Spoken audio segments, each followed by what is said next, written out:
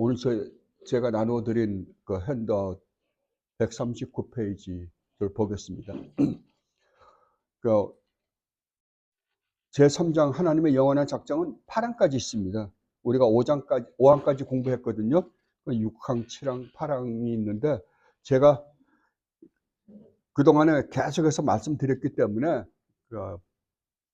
복습하지 않는 의미에서 오늘 6항, 7항, 8항을 되도록이면 끝냈으면 합니다. 그리고 다음부터는 또 창조에 대해서 공부해 볼까 합니다.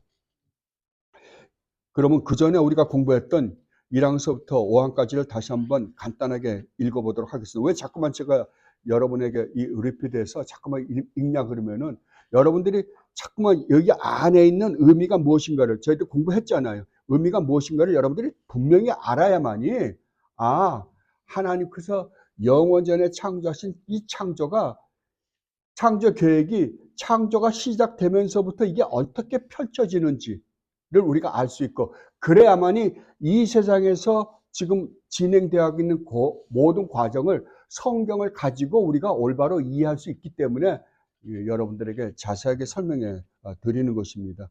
그러니까 여러분 읽고 또 묵상하고 해서 하나님이 우주 만물을 창조하시기도 전에 이러한 세밀한 계획을 세워놓으셨구나. 그렇다면 우리 인생 가운데서 이것이 어떻게 펼쳐지는지 여러분들은 그 예주시하다 보면 하나님의 손길이 바로 이런 것이었구나라는 것을 여러분들이 깨달을 수 있겠기에 제가 계속해서 말씀드리는 겁니다. 그러면 처음에 1항입니다. 함께 읽어보도록 하겠습니다. 하나님께서는 장차 있을 모든 일을 영원한 때부터 그 자신이 뜻하신 바 가장 지혜롭고 거룩하신 계획에 의하여 자유롭게 그리고 변치 않게 결정해 놓으셨다.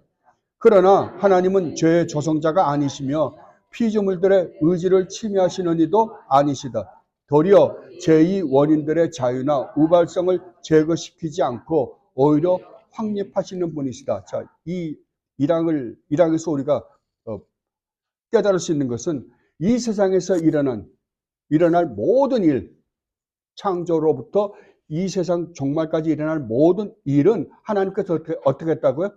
이미 다 절대 변치 않게끔 결정해 놓으셨다라고 그럽니다. 그렇다고 한다면 이 세상에서 일어난 모든 일은 우리가 이해가 되든 이해가 되지 않든 수많은 일들이 벌어지고 있잖아요. 그러나 그 모든 일들은 누가 작정해 놓으신 거다? 하나님이 결정해 놓으신 거다. 그렇다면 우리는 이런 생각을 할 수 있어요. 그렇다면 이 세상에 우리가 사는 동안 일어나는 모든 일은 결국은 운명이 아니냐. 그러니까 운명론을 끌고 갈 수 있거든요. 그러나 운명론은 아니다라고 성경을 설명하고 있어요. 웨스트민스터 신앙고백을 만드신 분들은 운명론은 아니다. 왜냐하면 운명론은 내가 어떻게 하든지 간에 상관없이 그대로 가는 거예요. 그러나 성경에서 말하는 예정론이라는 것은 운명론하고 다른 게 뭐냐 그러면 예정론은 하나님의 그 일을 이루시는데 우리의 자유의지를 하나도 손상하지 않고 그 일을 이루신다는 게 다른 거예요. 운명론은 우리는 할 수 없어요. 수동적이에요, 그냥. 그러나 성경이 말하는 예정론은 운명론하고 다르게 우리가 수동적으로 그냥 받아야만 되는 게 아니라 우리의 자유의지를 하나도 건드리지 않는다고. 우리는 우리가 선택해서 간다고, 자유롭게. 그럼에도 불구하고 하나님은 하나님의 뜻을 이룬다라고 그런 거. 이해가 됩니까? 안 됩니다. 왜냐하면 우리가 가지고 있는 능력의 한계를 이건 벗어나 있기 때문에 그래요. 그러니까 하나님이란 존재에 대해서 우리가 이해가 안 되고 삼위일체에 대해서 우리가 이해가 안 되고 그 다음에 또 예수님이 하나님이시다. 한 인간 안에 한 존재 안에 두 성품, 인성과 신성이 동시에 존재한다는 거 우리는 이해할 수 없습니다. 절대 안 됩니다. 그러니까 그와 마찬가지로 이해는 안 돼요. 그러나 성경을 보면 그것이 확실하게 그렇게 이루어지고 있음을 우리는 볼 수 있다고요. 그러니까 여러분 신약 성경을 읽다 보면 하나님의 뜻이 이루어졌습니다. 하나님의 뜻이 이루어졌습니다. 계속 그러잖아요.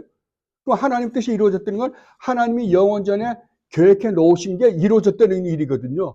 근데 이루어진 과정을 보면 인간의 자유의지를 하나도 손상을 안 시키십니다. 예. 그러니까 그런 거 보면 정말 하나님이 하신 일은 이렇게 놀랍고 하나님만이 하실 수 있는 일이에요. 그리고 이 항에서는 또 이렇게 이야기합니다. 거기에서 이제 한 번 더 나가서요. 또 인간이 이러한 질문을 우리에게 할 것이다 라는 것을 예상을 하고 그 다음에 이 항을 만드신 겁니다. 하나님께서는 모든 예상되는 조건들에 근거하여 장차 무엇이 일어날 수 있는가를 알고 계신다. 그러나 그가 어떤 것을 결정하실 때 그것이 장차 있을 것으로 아시기 때문에 예정하셨거나 또는 그가 결정된 조건들에 근거하여 반드시 일어날 것으로 예지했기 때문에 그 어떤 것을 결정하신 것은 아니다. 자, 하나님은 우주 만물을 창조하려고 맘먹었어요. 그러면 하나님은 한순간에 우주 만물에서 일어날 일을 다 아신다는 거죠. 그렇죠. 순간에 다 아실 거예요. 왜? 하나님이시니까요.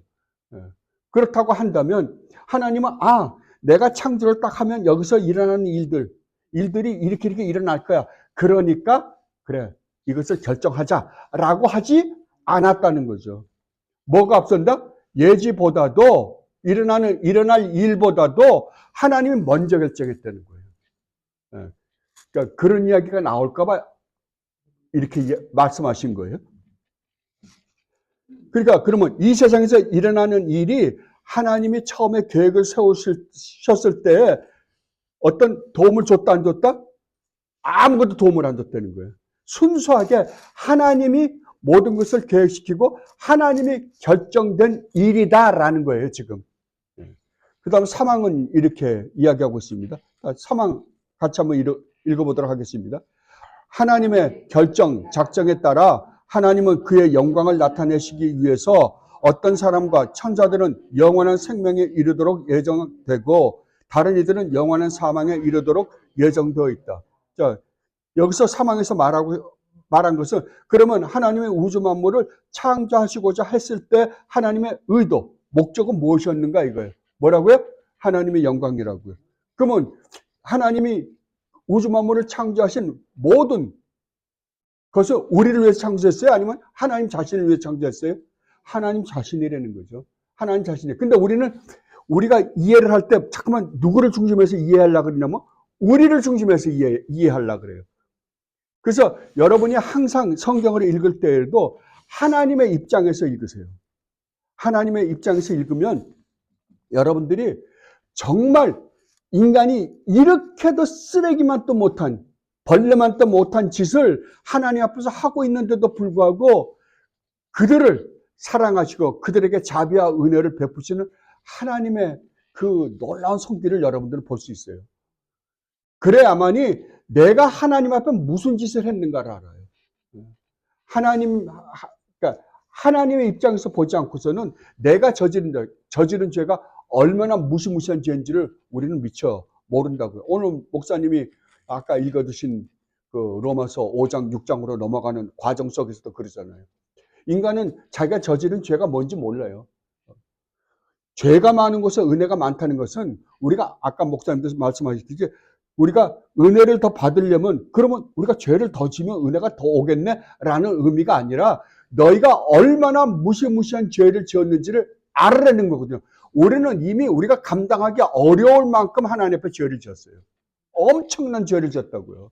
감당이 안 돼요. 근데 우리가 알고 있는 죄는 내가 예를 들면 숫자로 표현할 수 없지만 1억 원만큼의 죄를 지었다 그러면은 여러분이 깨달은 건요 10만 원도 안 돼요. 10만 원어치도 안 돼요. 우리가 지금 깨닫고 있는 거는. 왜냐하면 하나님을 그만큼 모르기 때문에 그래요. 하나님의 거룩하심, 하나님의 의로우심, 하나님의 선하심, 하나님의 위대하심, 하나님의 장엄하심, 하나님의 어미하심을 우리는 모르거든요. 모르니까 우리는 우리가 착각 속에서 야 나는 이 정도면 됐어 라고 그럽니다. 그러나 하나님의 입장에서 보면 얼마나 우리가 무시무시한 죄를 짓고 있는지 몰라요. 그러니까 죄가 많은 것에 은혜가 많다는 것은 내 안에 내가 이미 저지른 죄가 드러나면 드러날수록 우리는 뭘 깨달을 수 있다? 이름에도 불구하고 나 같은 걸 구원하기 위하여 이 땅에 오신 우리 주 예수 그리스도의 은혜가 이렇게도 놀랍다는 말인가? 그러니까 계속 우리가 가면 갈수록 여러분들이 신앙이 좋아지면 좋아질수록 여러분들에게 기쁨이 오는 게 아니라 1차적으로 뭘 온다? 하나님 앞에서 정말 나는 죄인입니다. 주여 나를 긍휼히 여기소서, 불쌍히 여기소서라는 말밖에 할 게 없다고요. 그런 순간 우리 주님이 우리에게 보여주시는 십자가의 은혜가 얼마나 놀라운지 깨닫는 거예요. 그러니까 죄가 드러나면 드러날수록 어떻게 한다? 더 깨닫는다고. 이걸 깨닫게 해주시는 분이 누구라고요? 성령 하나님이세요. 성령 하나님이 오시면 뭐에 대해서? 죄에 대해서, 의에 대해서, 심판에 대해서, 내가 얼마나 죄를 지었는지, 그걸로 말미암아 내가 받아야 될 하나님의 그 무시무시한 진노가 얼마나 무서운지, 그것으로 말미암아 내가 받아야 될 심판이 얼마나 엄청난 것인지를 깨닫게 해줌으로 말미암아 난 죽었구나 그러는 거죠. 계속. 그럼에도 불구하고 그 위에 덮는 쉬운 자잖아요. 그 덮는 그 덮개, 주님의 그 놀라우신 십자가의 은혜가 우리로 하여금 정말 우리 주님이 이 십자가를 지시지 않았더라면 나는 정말 어떻게 될 뻔했는가 라고 해서 점점 더 은혜를 깨닫는다라는 말이 사도 바울의 논증이에요. 자, 그리고 또 하나 뭐냐면 영원 전부터 생명에 이르도록 예정되어 있고 사망에 이르도록 예정되어 있다. 근데 이것은 예정했을 때 하나님이 누구를 구원해 주기로 마음먹고 그들을 심판하게끔 내버려 두는 두 가지 과정은 이 기본이 기초가 어디를 기초로 해서 이 말씀을 하고 있냐 그러면 이 세상의 모든 사람들은 다 뭐라고요? 죄를 지은 죄인이다라는 것을 밑바닥에 깔고 그 위에서 지금 말씀하고 있는 거예요. 이 세상에 있는 모든 사람은 다 죄인인데 여러분들이 알다시피 세상 사람들은 끊임없이 성악설이냐 성선설이냐 그러잖아요. 자, 그러면 성선설이 먼저입니까? 성악설이 먼저입니까? 어느 게 먼저인지 모르잖아요. 성경은 분명하게 이야기해요. 사람은 성선설, 하나님이 처음에 창조할 때 성선설이었어요. 그런데 인간이 죄를 짓고 난 다음에 태어난 모든 애들은 뭐라고요? 성악설이에요. 근데 그들을 우리 주님 예수 그리스도 안에서 다시 뭘로 바꿔주겠다? 선하게 바꿔주겠다라고 하는 게 복음인 거예요. 그게 복음인 거예요. 그러니까. 제 사항 보겠습니다. 사항 같이 한번 읽어보십시다. 이 천사들과 사람들은 이와 같이 예정되어 있기 때문에 특별히 그리고 변치 않게 계획되어 있는 것이며 그래서 그들의 수요는 확실하고 확정적이므로 그것은 더하거나 뺄 수가 없다. 분명히 뭐라고요? 그러니까 하나님께서 구원하고자 하는 백성은 이미 정해졌기 때문에 그 수단은 더하거나 빼할 수가 없다. 그러면 우리가 이런 질문을 해봐야 돼. 그러면 우리가 왜 전도를 해야 되고 기도를 해야 되는가? 라는 질문이 있잖아요. 그러니까 그런 거를 우리가 올바로 알아야만이 우리가 그리스도 안에서 이것저것 하는 일이 어떤 의미를 가지는가를 우리는 분명히 알 수 있습니다. 그리고 제5항에서 이렇게 말씀하십니다. 5항입니다.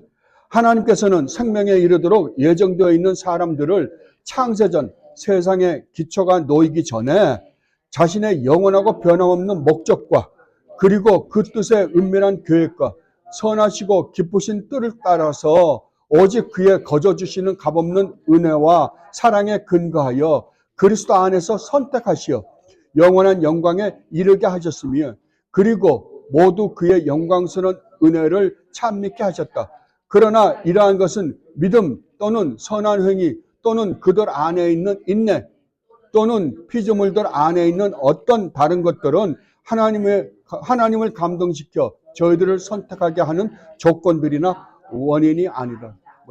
오직 은혜라는 거죠. 구원은 오직 은혜다. 근데 하나님께서 우리에게 그 은혜를 왜 베푸시는가라고 할 때 하나님께서 우리를 사랑하기로 마음먹으신 하나님의 마음이 우리로 하여금 구원을 받게 했다는 거예요. 그러면 우리가 하나님을 믿고 구원받았다라고 한다면 우리가 아무리 우리 안에서 조건이 있다 없다? 조건은 절대 없다는 거죠. 그 조건은 오직 누구에게만 있다? 하나님께만 있다고. 하나님께만. 왜냐하면 우리는 이미 다 타락했기 때문에 그런 거예요. 그래서 그런 자들을 구원해서 하나님께서 우리에게 주고자 하는 게 뭐라고요? 하나님의 영광에 우리를 이르게 하는 거라고요. 하나님이 누리시는 영광.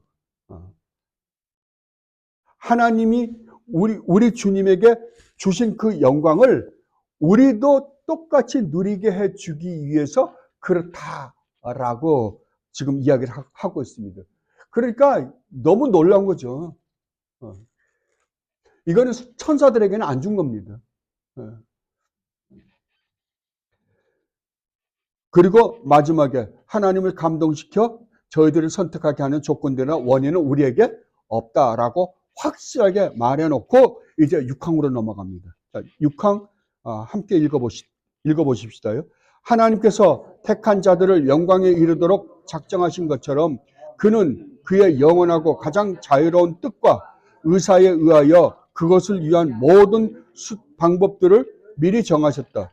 그러므로 선택받은 자들은 아담 안에서 타락했으나 그리스도로 말미암아 구속받으며 때를 따라서 역사하시는 성령으로 말미암아 그리스도 안에서 유효하게 부르심을 받아 믿음에 이르게 되며 의롭다함을 받으며 양자되며 성화되며 그리고 믿음을 통하여 구원에 이르기까지 그의 능력으로 보호된다.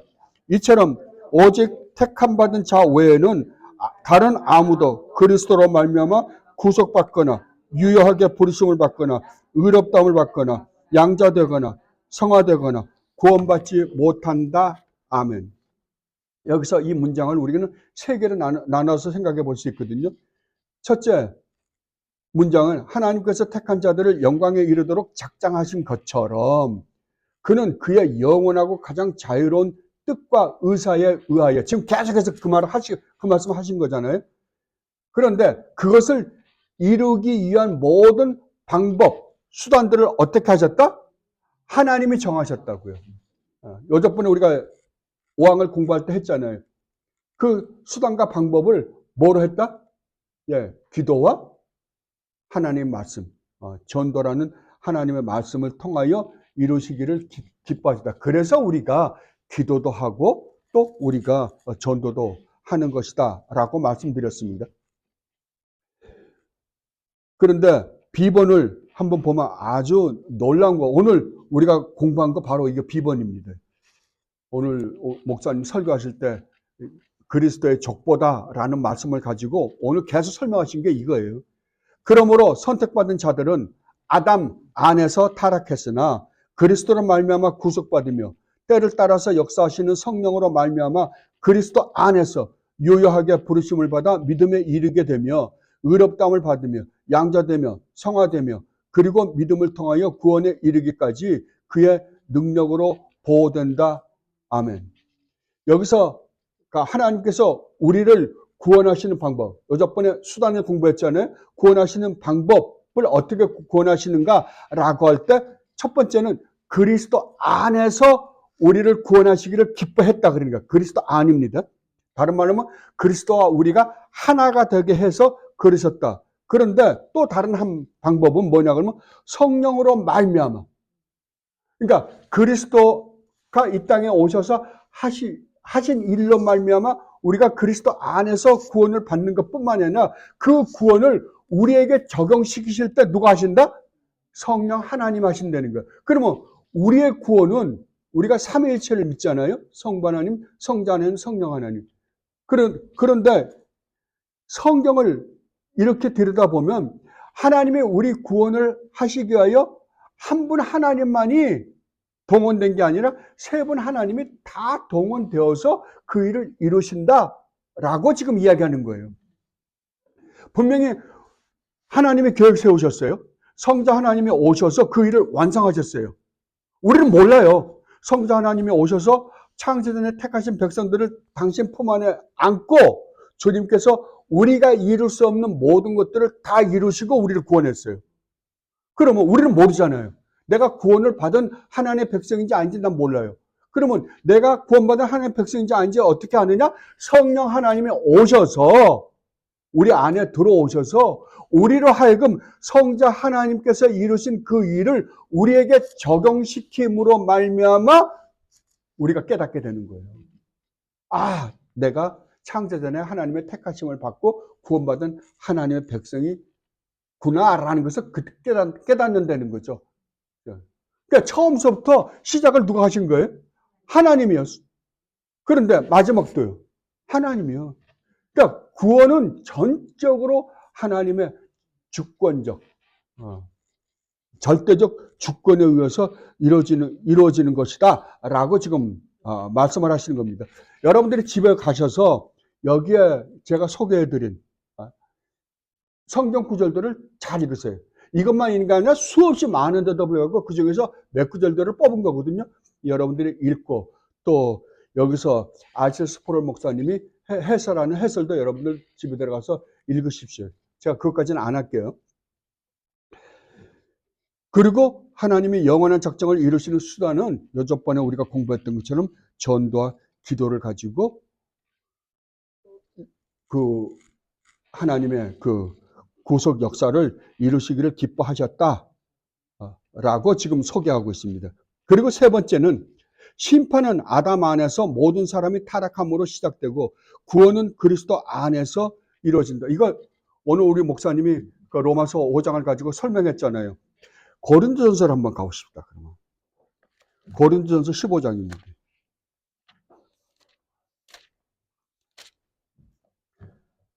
신약 성경 282페이지인가요? 제가 이번에서 성경을 제가 확실하게 이걸 정리를 안 해가지고 잘 모르겠어요. 페이지를. 오늘 우리가 로마서 읽은 거나 마찬가지입니다. 20절에서 22절 함께 읽어보도록 하겠습니다. 15장, 고린도전서 15장 20절로 22절 말씀입니다. 함께 읽어보도록 하겠습니다. 그러나 이제 그리스도께서 죽은 자 가운데서 다시 살아나사 잠자는 자들의 첫 열매가 되셨도다. 사망이 한 사람으로 말미암았으니 죽은 자의 부활도 한 사람으로 말미암는도다.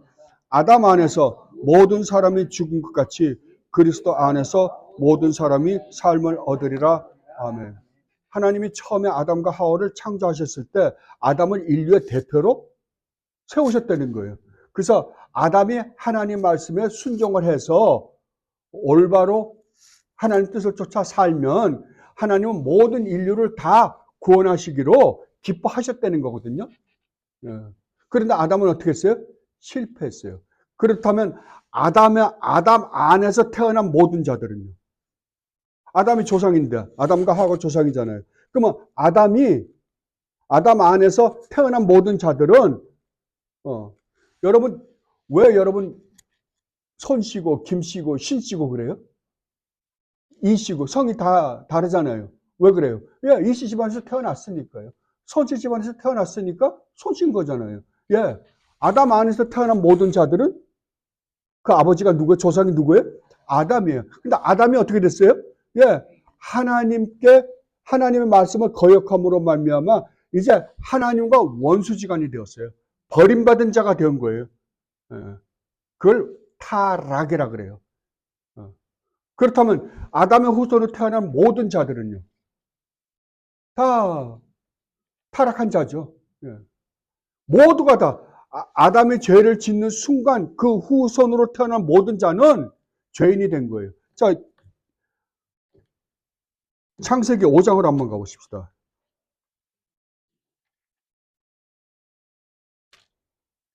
먼저 2장을 한번 볼게요.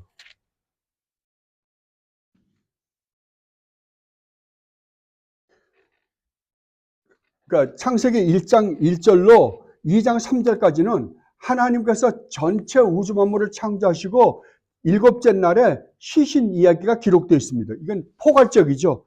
그런데 2장 4절서부터 2장 마지막까지는 뭐가 기록되어 있냐면 거기서 줌이 포커스를 맞춰가지고 인간의 창조가 어떻게 시작되었는가를 보여주는 구절들이에요.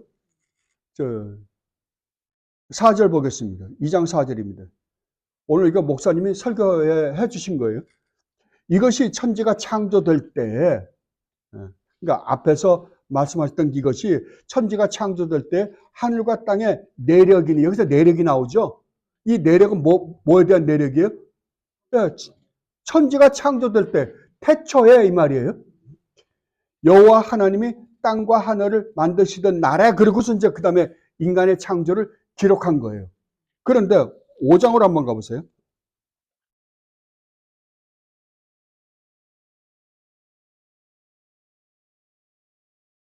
5장 1절부터 5절까지만 한번 읽어보도록 하겠습니다.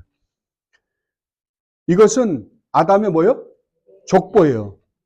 아까도 아담의 족보 있고 사람의 족보면 아담의 족보잖아요. 하나님 천지 창조한 족보거든요. 태초에, 그 태초에잖아요. 그런데 재밌게도 아담의 계보를 적은 책이니라. 하나님이 사람을 창조하실 때 하나님의 모양으로 지으셨다. 누구를? 남자와 여자를 창조하셨고 그들이 창조되던 날에 하나님이 그들에게 복을 주시고 그들의 이름을 사람이라 일컬으셨다. 사람이란 말이 아담이란 말입니다. 그런데 아담의 족보가 이렇게 시작이 됐어요. 이게 창세기 지금 2장에서 말하는 족보잖아요. 이 계보가 어떻게 변했냐 그러면은 재밌게도요. 아담은 130세에 자기의 모양. 자, 아담이 하나님의 형상대로 창조됐어요. 그러면 아담이 낳은 자식은 누구의 형상을 닮아야 돼요? 하나님의 형상을 닮아야죠. 그죠? 그러니까 아담이 하나님의 형상대로 창조됐다고 한다면 아담이 낳은 자식도 하나님의 형상대로 창조돼야 되잖아요. 근데 재밌게도 성경은 이렇게 기록해요. 아담은 130세에 자기의 모양, 곧 자기 형상과 같은 아들을 낳아 이름을 셋이라 하였고 아담은 셋을 낳은 후 800년을 지내며 자녀들을 낳았으며 그는 930세를 살고 죽었더라요. 자, 그렇다고 한다면 여기서 지금 성경이 말하고자 하는 게 뭐냐 이거죠. 처음에는 하나님의 형상과 모양대로 창조하셨으면 절대 죽지 않았겠죠. 근데 하나님이 말씀하시기를 네가 죽을 수밖에 없는 길은 딱 한 길밖에 없다. 그건 뭐냐 그러면 내가 너에게 말하는 명령하는 그것을 지키지 않으면 넌 반드시 죽을 것이다. 그게 뭐였어요? 예, 동산에 있는 모든 나무의 실과는 과일은 네가 마음대로 먹되 동산 중앙에 있는 선과 악을 알게 하는 나무의 열매는 절대 먹지 말라. 그것을 먹는 날에는 죽는다 했어요. 그런데 죽었어요. 아담의 후손 태어난 애들이 죽었다고 한다면 아담은 지금 어떤 아담이에요? 처음에 하나님의 형상과 모양대로 창조된 아담이 아니라 이제 그걸 먹고 죽을 수밖에 없는 아담이 된 거예요. 그렇다고 한다면 그 자식들은요.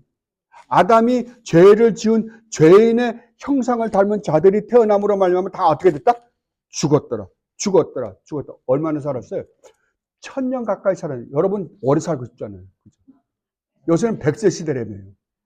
그러니까 100세만 살아도 야단치는데 여러분 그때 1000년 살았어요. 900년 다 넘기셨어요. 그죠? 1000년 살았다면 얼마나 좋겠어요. 정말 제가 가만히 생각해 보면 야, 죽을 수밖에 없는 인간이 여러분 이 세상을 가만히 여러분이 지금까지 60세, 70세, 80세를 살아왔다고 생각해 봐요. 여러분이 살았던 삶을 가만히 회상해 보면 또 살고 싶으세요? 지금 이제 먹고 살만하면 먹고 살만하니까 이제는 좀 편하다. 이렇게 계속 갔으면 좋겠다. 건강한 상태로 그것도요. 근데 나이 먹으면 이제는 아플 일밖에 없어요. 근데 그동안에 살아왔던 세월은요. 맨 지지고 볶고 그냥 맨 그거잖아요. 그걸 1000년씩이나 살아요? 와, 어떨 때 보면 끔찍해요. 그런데 아담의 후손은 이렇다고요. 그런데 뭐라 그러냐 그러면은 심판은 아담 안에서 모든 사람이 타락함으로 시작되었는데 구원은 어디서 이루어졌다? 그리스도 안에서 이루어졌다고요. 그리스도 안에서 이루어진, 그러니까 아담 안에 있는 모든 자가 다 타락했다고 한다면 이제 그리스도 안에 있는 자만 구원받는 거예요. 그리스도 안에 있는 자만. 그러면 그리스도 안에 있는 자만 구원받는다는 소리는 다른 말로는요. 그리스도 안에 있는 자만 택한 백성이 되는 거죠. 창세전에. 그죠? 그러니까 다른 거예요. 그러니까 우리가 성경을 읽어보면 모든 사람이 죄를 지었다. 그리스도 안에 있는 모든 자. 모든 자라 그러니까 하나님이 모든 사람을 구원해 주실 것이다라는 보편권론을 끌고 가시는 분들이 있는데 성경이 그렇게 이야기하고 있지 않다고요. 그리스도 안에 있는 아담 안에 있는 모든 사람과 그리스도 안에 있는 모든 사람을 비교하는 거예요. 그러니까 아담 안에는 전 인류죠. 그러나 그리스도 안에는 택함 받은 사람. 완전히 구분되어 있습니다. 그리스도 안에서 이루어진다라고 이야기를 하고 있습니다. 그래서 그 그리스도 안에 있는 사람을 우리 주님이 어떻게 구원하시는가를 보여주는 게 오늘 마태복음 1장 1절이라고 우리 목사님이 설교하신 거예요. 지금 1장 1절을 가지고 지금 그 그리스도 안에 있는 자들을 우리 주님이 어떻게 그리스도 안에서 그들을 구원해내는가를 보여주는 게 바로 이 이야기다라고 지금 설명해 주신 거예요. 그러면 우리가 여기서 하나 분명하게 해야 될 것은 그러면 내가 제일 중요한 건 내가 그리스도 안에 있는지 없는지가 가장 중요할 거 아니에요. 왜? 구원이 우리 쪽에 있지 않기 때문에 주님이 당신 안에 품고 우리를 구원했다고 한다면 그러면 내가 그리스도 안으로 들어가자 라고 해서 들어갈 수 있는 게 아니기 때문에 그러면 내가 그리스도 안에 있었는지 안에 있지 않았는지를 내가 어떻게 아느냐라고 딱 하나밖에 없어요. 성경은요. 믿음입니다. 여러분들이 진실되게 예수 그리스도를 여러분의 주여 나를 위하여 나를 구원하시기 위하여 십자가를 지신 우리 주님이라는 것을 여러분이 진실되게 믿는다고 한다면 그것이 우리의 구원의 확신을 가지는 거예요. 그거 외에는 없습니다.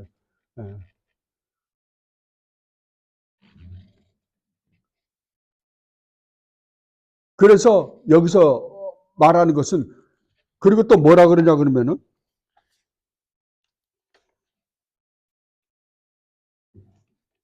성령으로 말미암아 그리스도 안에서 유하게 부르심을 받아 믿음에 이르게 되며 의롭다함을 받으며 양자되며 성화되며 그리고 믿음을 통하여 구원에 이르기까지 그의 능력으로 보호된다 그러잖아요. 그리고 그리스도 안에서 그러면 우리의 구원이 어떤 과정을 통하여 이루어질 것인가에 대해서 이렇게 설명하는 거예요. 처음에 어떻게 했다고요?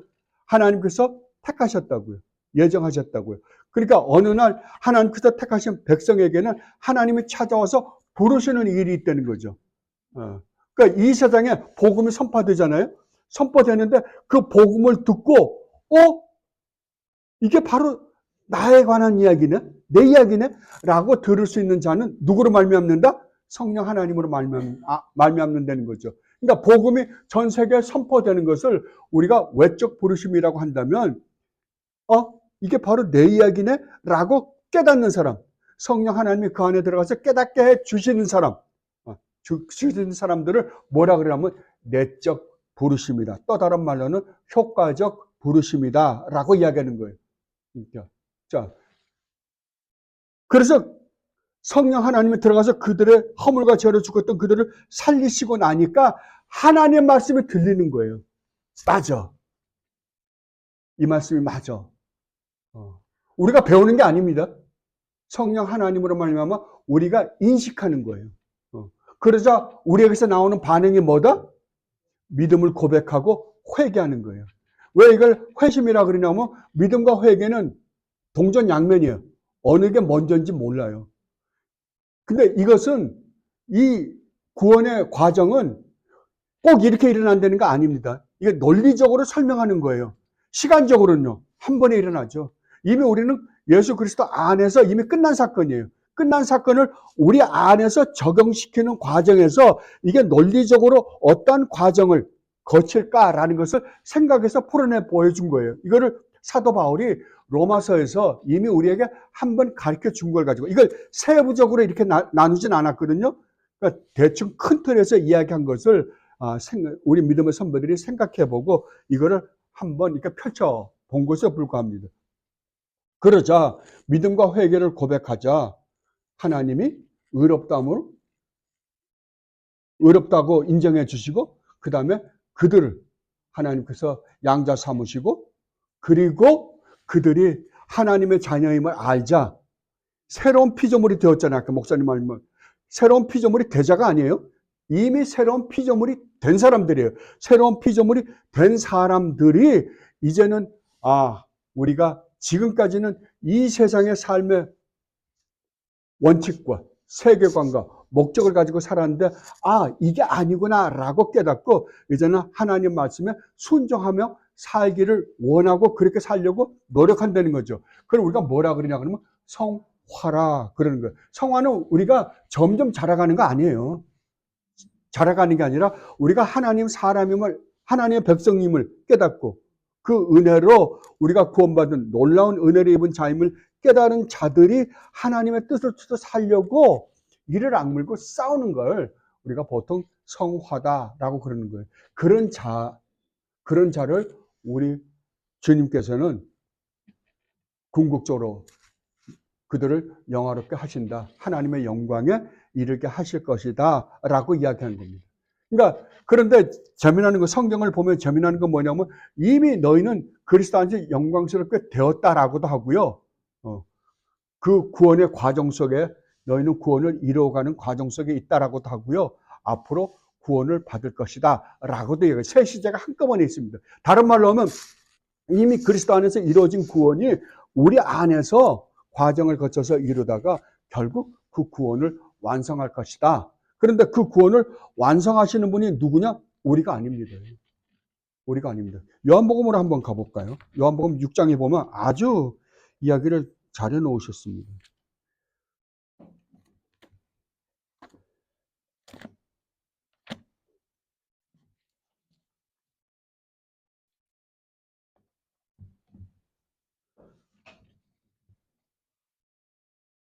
요한복음 6장 36절부터 보겠습니다. 37절부터 읽어볼게요. 37절부터 40절입니다. 아버지께서 내게 주시는 자는 다 내게로 올 것이요. 이거 재밌죠? 아버지께서 주님께 맡기는 자가 있다는 거예요. 이게 누구예요? 택한 백성이에요. 그죠? 주님께 맡기는 자가 있다. 이건 언제 맡긴 거예요? 창세 전에 맡긴 겁니다. 그죠? 그걸 우리가 지금 영원한 작정 안에서 우리가 지금 공부하고 있는 거거든요. 그러니까 하나님께서 우리 주님에게 맡긴 자, 택함을 받은 자는 다 주님께 간다 안 간다? 간다는 거죠. 믿음을 고백한다 안 한다? 한다는 거예요. 내게 오는 자는 내가 결코 내쫓지 아니하리라. 맞죠? 내쫓을 수가 없죠. 하나님께서 맡긴 자이기 때문에. 내가 하늘에서 내려온 것은 내 뜻을 행하려 함이 아니요 나를 보내신 이의 뜻을 행하려 함이니라. 나를 보내신 이의 뜻은 내게 주신 자 중에, 하나님께서 내게 맡기신 자 중에 내가 하나도 잃어버리지 아니하고 마지막 날에 다시 살리는 이것이니라. 내 아버지의 뜻은 아들을 보고 믿는 자마다 영생을 얻는 이것이니 마지막 날에 내가 이를 다시 살리리라 하시니라. 아멘. 그러면 우리 구원의 시작이 하나님이 시작해서 택해서 주님께 맡겼고, 주님께 맡긴 것을 마지막까지 그들의 구원을 완성시키는 게 누구라고요? 우리 주님이라고 분명히 말씀하십니다. 그 책임은 내게 있다 그러는 거예요. 그 구원을 이루기 위해서, 그러니까 구원의 목적은 뭐냐면 우리를 거룩하게 만드는 거거든요. 죄 가운데서 건져내서 우리를 거룩하게 만들어야만이 거룩한 주님 나라에 들어갈 거 아니에요. 그걸 만드는 과정에서 우리는 끊임없이 어디로 가려고 그러니까요. 하나님의 영광스러운 나라로 가려고 그러는 게 아니라 끊임없이 세상에 온갖 부귀영화와 쾌락을 쫓으려고 하는 우리로 하여금 그 얼굴을 돌리게 하려니까 우리에게 고난을 안 줄 수가 없어요. 하나님이 축복을 해주지 않으려고 한 게 아니라 축복을 주면 우리는 어떻게 된다? 반드시 망한다는 거죠. 반드시. 그래서 광야로 끌고 나가는 거예요. 광야로 가면 할 게 아무것도 없잖아요. 그죠? 우리는 끊임없이 이 세상에서 우리가 가지고 있는 관점을 가지고 해결하려고 그러거든요. 내가 더 똑똑하다는 거죠, 하나님보다. 하나님은 이 세상 삶을 안 살아보셨기 때문에 몰라라고 그러는데 주님 뭐라 그래요? 아니다. 나도 경험 다 했다 그러는 거예요. 히브리서에서 그러잖아요. 내 경험 다 했다. 그래서 너희가 가지고 있는 시츄에이션을 난 누구보다도 잘 알고 있다. 그러니까 너희는 이렇게 할 수밖에 없다라고 말씀하시는 거예요. 그래서 우리에게 고난은, 성도에게 고난은 필수입니다. 선택 과목이 아니에요. 필수 과목이에요. 여러분들이 정말 예수님을 올바로 믿는다고 한다면, 믿으시는 분들이라고 한다면 여러분에게 고난은 끝이 없습니다. 왜냐하면 우리가 지금 살고 있는 이 세상은 죄악된 세상이요, 하나님께 이미 버림받은 세상이기 때문에 그래요. 그 가운데 살 뿐만이 아니라 우리가 비록 새로운 피조물이 되었는데도 불구하고 우리 안에는 끊임없이 옛날에 살았던 이 세상의 방법, 이 세상에서의 그 쾌락, 즐거움, 이 맛을 우리가 놓지 않고 있기 때문에 그래요. 그러니까 하나님이 그러한 시츄에이션에 있는 우리를 온전히 끌어다가 하나님의 그 나라의 백성으로 만들기 위해서는 고난을, 어려움을 안 주실 수가 없다라는 게 성경의 논증입니다. 그리고 C번입니다. 141페이지 C번. 이처럼 오직 택함 받은 자 외에는, 택함 받은 자가 누구라 그랬어요? 아버지께서 주님께 맡기신 자, 그리스도 안에 있는 자. 그래서 사도 바울이 그렇게 말씀하세요. 그리스도 안에 있는 나를 발견하기를 나는 원한다 그래요. 여러분 그 말 분명히 이해하셔야 됩니다. 사도 바울이 뭐라고요? 항상 나는 그리스도 안에 있는 나를 발견하기를 원한대요. 그걸 뭘로 발견하겠어요? 믿음이에요. 그게 믿음이에요. 그래서 이처럼 오직 택함 받은 자 외에는 다른 아무도 그리스도로 말미암아 구속되거나 유약의 부르심을 받거나 의롭다움을 받거나 양자되거나 성화되거나 구원받을 수 없죠. 당연하죠. 그리고 제일 중요한 거는 여러분이 그리스도 안에 있는 자인가, 하나님께서 그리스도에게 맡겨놓은 자인가 아닌가가 가장 중요할 거 아니에요. 그걸 어떻게 한다? 믿음입니다. 믿음과 회개예요. 성도는 끊임없이 회개가 있습니다. 회개가 없는 성도는 성도가 아닙니다. 조나단 에드워드 목사님이 그렇게 말씀하셨어요. 이신칭이 참 이제 오늘날은 전부 뭐 교회만 다니면 구원받았다 그러니까 할 말은 없습니다.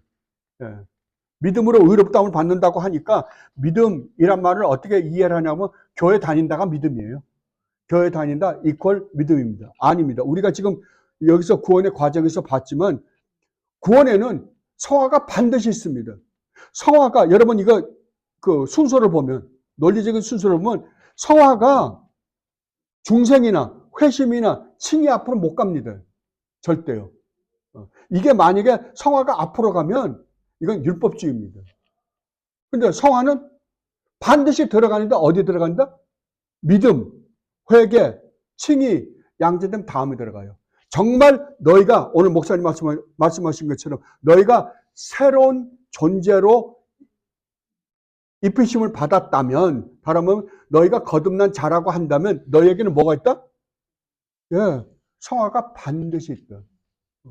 그거 없이는 하나님 나라에 들어갈 수 있다 없다? 없다고요. 그런데도 불구하고 내가 예수를 믿는다라고 하면서 이 세상의 삶은 끊임없이 이 세상 중심으로 살아가고 있는데도 자기가 구원받았다?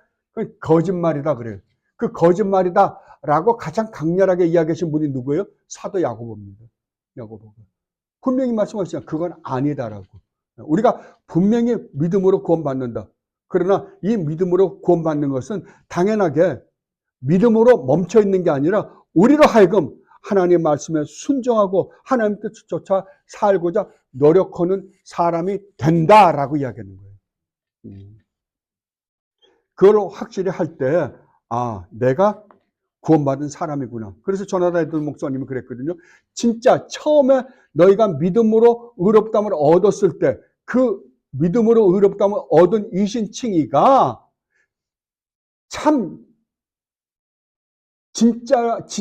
진짜로 너희가 얻은 이신칭이라고 한다면 이신칭이는 죽는 날까지 이신칭이라 할 거예요. 죽는 날까지. 죽는 날까지 믿음과 회개를 고백하고 또 하나님의 뜻을 쫓아 살고자 노력하고 또 고백하고. 왜요? 우리 안에 도사리고 있는 죄가 워낙 무시무시한 것이기 때문이다 라고 말씀을 하십니다. 그리고 142페이지 7항을 보겠습니다.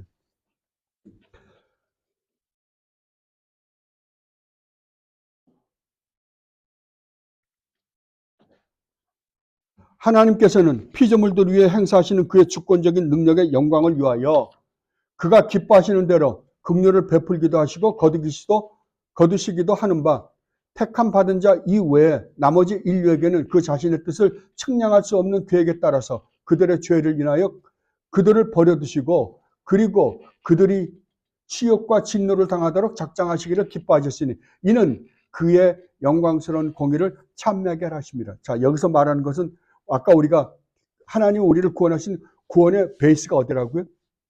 기초가 모든 인간은 다 타락했다는 것을 기초로 해서 쌓은 거잖아요. 그러면 이 세상에 있는 모든 사람 중에 하나님께서 구원하고자 하는 백성은 성령 하나님을 보내서 그들을 구원해 내신다고요. 나머지는요. 그대로 내비놔 두면 죽는 거예요. 지금 그 이야기하는 거예요. 그런데 여기서 재미나는 게 하나 있습니다. 그러니까 구원은 전적인 하나님의 은혜죠. 모든 사람이 죽어 마땅한데도 불구하고 거기서 구원하시는 거예요. 그러나 버려온 자들은요. 버려온 자들은 하나님이 은혜를 베풀지 않으면 나머지는요. 자기가 살던 방법대로 계속 살다가 죽겠죠. 그러니까 자기 죄 때문에 죽는다는 거죠. 하나님이 그렇게 죄를 짓게 해서 죽는 게 아니라 그들은 자기 죄 때문에 죽는다. 그런데 재미나는 거는 여기서 그 모두가 다 하나님께 영광의 찬미를 돌린대요. 근데 우리가 가만 생각해 보면 내가 구원받은 것에 대해서 영광의 찬미를 돌릴 수 있어요. 그러면 내가 버림받았는데 어떻게 하나님을 찬양하냐고요. 여기서 말하는 것이 바로 하나님의 의입니다. 하나님의 의를 찬양하지 않을 수 없다는 거죠. 하나님이 옳습니다라는 말을 지옥에서 그 심판을 받는 자도 찬양을 한다라고 그러는 거예요. 제가 옛날에 한번 성경 공부를 하다가 이런 이야기를 한 적이 있어요. 우리가 정말 복음을 올바로 이해하면 이런 반응이 충분히 나올 수 있습니다 라고 이야기한 게 하나 있습니다. 뭐냐면 우리가 하나님의 은혜를 올바로 깨닫기만 한다고 한다면 만약에 하나님이 난 구원받은 줄 알고 열심히 신앙생활을 했는데 나는 아니었어요. 나중에 보니까 아니야. 그래서 하나님이 나를 지옥에 보냈다 하더라도 나는 하나님을 찬양할 것입니다. 왜요? 왜냐하면 나는 지옥 가야 마땅해요.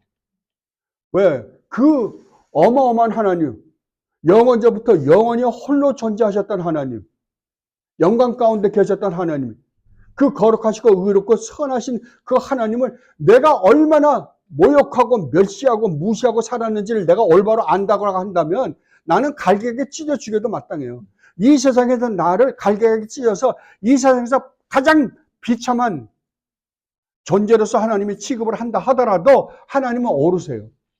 그럼 난 지옥 가는 게 마땅하지. 난 이미 죄를 지었으니까요. 그게 구원으로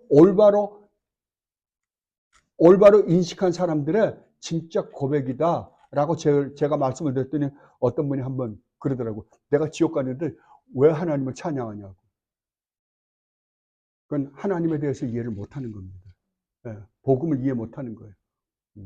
왜냐하면 우리는 그러니까 복음을 올바로 인식하고 나면 저는 그 대답이 지금도 옳다고 봐요. 옳습니다. 저는 마땅히 가야 돼요. 그러나 하나님은요, 오르신 분이었어요. 하나님이 나로 말미암아 모욕을 당하시고 멸시를 당하시고 무시당하신 걸 생각하면요, 나 같으면 갈각이 찢어 죽여야 마땅해요. 그런데 구원해 주셨다? 엄청난 은혜죠. 그러나 안에서 나를 지옥에 보내셨다 하더라도 그 하나님은 찬양과 경배와 영광을 받아 마땅하신 분이세요. 그분이 하나님이세요. 그래서 제가 신론에서 하나님에 대해서 공부할 때 그렇게 오래 공부했던 게 바로 그거였어요. 정말 여러분들이 이 고백을 할 수 있을 때 여러분들은 이게 바로 복음이구나 라는 걸 여러분들이 깨닫게 될 것입니다. 그리고 파랑에서 이렇게 이야기합니다. 아주 신비한 이 예정의 교리는 특별히 신중하고 조심성 있게 다루어져야 하는데 이는 사람들이 하나님의 말씀에 계시던 그의 뜻에 유의하고 그리고 거기에 순종하여 그들이 받은 유효한 부르심에 대한 확신감으로 그들의 영원한 선택을 확신하도록 하기 위함이다. 그렇게 되면 이 교리는 복음을 성실하게 순종하는 모든 자로 하여금 하나님께 찬미와 경유와 찬양을 드릴 수 있게 해주며 또한 겸허와 근면과 풍성한 위로를 허락해 줄 것이다. 아멘. 여기서 웨스트민스터 신앙 고백을 작성하신 분들은 또 한 가지를 고민했던 것 같아요. 왜? 이 예정 교리가 우리가 이해하기에 너무 난해하거든요. 어렵거든요. 그런데도 불구하고 왜 반드시 이것을 알아야만 되는가라고 했을 때 성경이 그렇게 말을 하니까요. 하나님이 그렇게 말씀하셨기 때문에 우리는 반드시 알아야만 됩니다. 그래서 이 예정 교리는 잘 들어야 된다고요. 제가 계속해서 말씀드렸던 것처럼 이 예정 교리와 운명론은 완전히 다르다는 것을 여러분이 먼저 인식해야 돼요. 그러나 우리가 이 예정 교리를 올바르게 신중하게 다뤄서라도 반드시 이것을 알아야 되는 이유가 무엇인가 라고 할 때 웨스트민스터 신앙고백을 만드신 우리 믿음의 선배는 이렇게 말씀하고 있습니다. 첫째, 구원의 확신을 가지게 하기 위해서요. 뭐라고요? 구원의 확신을 가지게 하기 위해서. 왜냐하면 여러분 구원의 확신을 하나님의 절대적 주권에 놓지 않고 우리에게 두면 어떻게 될까요? 우리 믿음에다 두면 항상 흔들립니다. 어떤 날은 구원 받은 것 같기도 하고 어떤 날은 아닌 것 같기도 하고 그러다가 조금 죄를 좀 큰 거 지으면 완전히 무너졌다가 그죠? 그때 어떤 날은 또 열심히 봉사하고 또 열심히 성경 읽고 기도하고 그러면 그래 난 왜 그러면 근거가 나한테 있으니까 내가 이렇게 함으로 말미암아 하나님이 날 구원하실 거야 라고 했으니까 그리고 착한 일도 좀 하고 그러면 하나님이 날 구원하실 거라고 생각해요. 근데 그 구원은 절대 확신을 가질 수 있다 없다? 없다고요. 왜냐하면 우리가 하나님의 합당한 신앙생활을 우리는 절대 할 수가 없기 때문입니다. 그러나 구원이 전적인 하나님의 주권적 은혜에 있다고 한다면 우리는 확신을 가질 수 있다는 거죠. 왜? 이것은 절대 흔들리지 않을 것이기 때문에. 절대. 저도 기독교 가정에서 자랐지만 제가 복음을 아는 건 좀 늦게 알았어요. 근데 지금 가만히 보면요. 그때서부터 지금까지 주님은 한 번도 다른 길로 가보게 한 적이 없어요. 제 안에서는 수없는 갈등이 있었는데도 불구하고 딴 길로 가게 해본 적이 한 번도 없어요. 제가 정말 그날은 정말 비참한 날이었는데요. 정말 제 인생에서 가장 비참한 날이었을 거예요. 그런데 그날 집으로 올라가고 있는데 하나님 어떻게 제가 이 비참한 생활에서 제가 하나님을 사랑하며 하나님을 믿고 구원받을 수 있을까요? 그랬는데 그때 집으로 올라가면서 마음에 무슨 생각이 자꾸만 드냐면 그러면 성경을 한번 읽어봐 임마. 이런 생각이 자꾸만 드는 거예요. 성경을 읽어보라고. 그래서 그날부터 성경을 읽어봤다는 거 아니에요. 평생 처음으로. 성경은 트렁크 속에다 넣어놨다가 교회 갔다가 나오면 또 트렁크 속에 들어갔다가 다음 주 교회 갈 때 또 넣어놨다가 그랬는데 그때 그 마음속에 그런 그 울림이 있어가지고 그날로 제가 참 잘하는 게 참 많았는데요. 노는 걸 너무 잘해요. 그날로 술, 담배, 갬블, 골프 다 끊고 그때부터 성경을 읽기 시작한 게 오늘날까지 온 거예요. 한 번도 근데 사람들이 뭐라 그러냐 그러면 제가 결심이 너무 강해서 하루아침에 술, 담배, 갬블 모든 걸 다 끊었다라고 생각 아니에요. 희한하게 하나님 다 자르셨어요. 그리고 하나님의 말씀을 읽고 1년 후에 제가 다발성 관절염이 걸렸어요. 다발성 관절염이 걸려서 3년을 앓고 나니까 주위에 그동안에 제가 쫙 깔아놨던 저희 친구들이요. 예. 그 세상적인 친구들 다 끊어졌어요. 왜냐하면 다 이렇게 온 몸이 이렇게 휘어서 꼼짝을 못 하니까요. 제가 지금도 생각해 보면요. 야, 참 하나님의 은혜가 이렇게 놀랍구나. 그 이후로 성경 하나도 몰라요. 그냥 읽었어요, 무조건. 읽었는데 뭐 알긴 뭘 알겠어요. 그리고 기도하려니까 무릎 꿇고 기도하다가 관절염이나 걸리고. 근데 한 번도 그 이후로 딴 길을 가본 적이 없는 것 같아요. 그게 제가 결심이 강해서가 아니라 하나님의 역사하심이 이렇게 인도해 왔음을 참 저희 삶에서 제가 고백할 수 있는 것 같습니다. 그래서 구원의 확신을 가지기 위해서는 하나님의 절대적 주권적 구원이 필요하다는 거죠. 그리고 하나님께서 우리에게 이렇게 예정거리를 공부하게 하신 이유 중에 하나는 우리로 하여금 올바른 예배를 하기 위해서요. 하나님이 나 같은 죄인 살리신 그 은혜를 알 때에 우리는 올바른 예배를 할 수 있습니다. 정말 내가 나 같은 놈, 영원히 멸망받아 마땅한 나 같은 걸 구원하기 위하여 성자 하나님이신, 영원전부터 영원한 하나님이신 그분이 오셔서 이 엄청난, 그분이 인간이 되셔서 십자가에서 그 몸을 갈가게 찢기시기까지 하고 구원하셨다는 거잖아요. 그걸 정말로 내가 마음에서부터 믿고 인식하고 그 감사함을 느낀다고 한다면 우리가 어떻게 그 하나님을 올바로 예배하지 않겠어요? 거기에는 절대 그 어떠한 형식도 들어올 게 없습니다.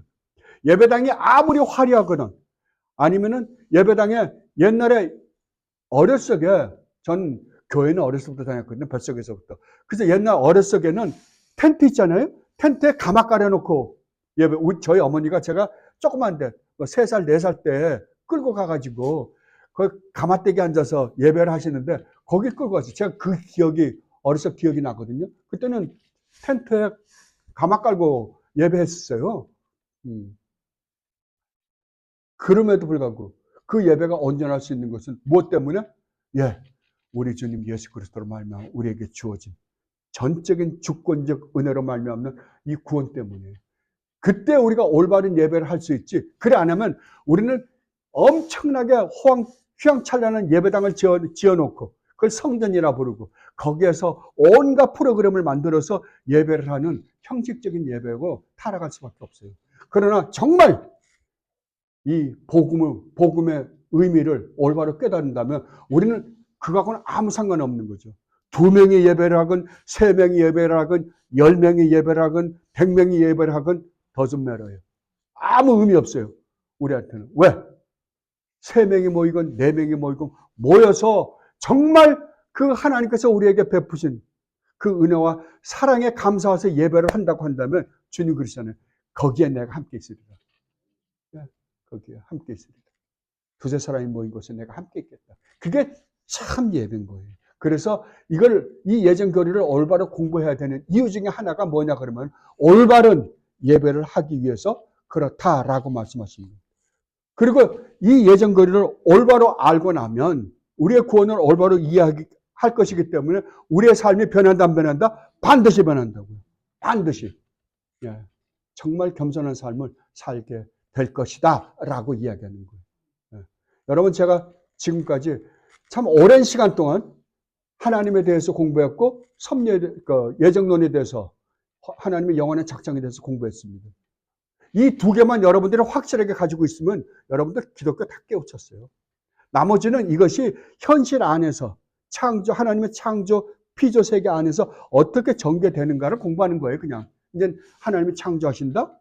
인간이 어떻게 해서 타락하게 되었는가, 죄가 어떻게 돌아가는가 이런 것들이 다 이것을 여러분들이 또 읽고 또 읽고 묵상하시고 해가지고 이 하나님의 놀라운 은혜 가운데 내가 들어있다는 것을 발견하고 진심으로 마음과 뜻과 정성을 다하여 우리 하나님을 사랑하고 정말 형제 자매들을 사랑하는 공동체 안에 있는 여러분들이 되시기를 진심으로 바랍니다.